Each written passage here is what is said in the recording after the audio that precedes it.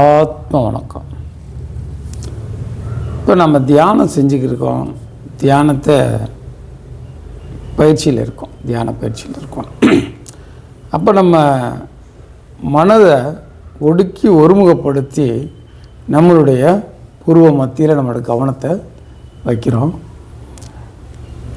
அப்போ புறத்தில் இருக்க சிந்தனைகள் கொஞ்சம் கொஞ்சமாக ஒதுங்கி தொடர் பயிற்சியில் அப்போ பூர்வ மத்திக்குள்ளே முழுமையாக நம்ம கவனத்தை அந்த புள்ளிகளை கொண்டு வரும்போது உடம்புகளில் அங்கங்கே ஒரு சிலிர்ப்பு ஏற்படும்,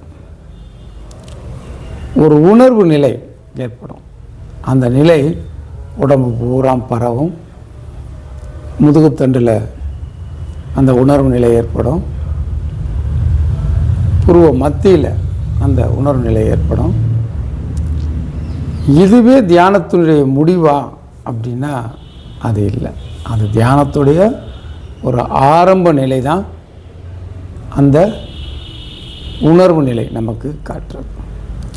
அதை கடந்து கடந்து போக போக போக போக போக அடுத்தடுத்த நிலையை நாம் உணர்ந்து கடைசி ஒரு நிலையை நாம் அடைய முடியும்.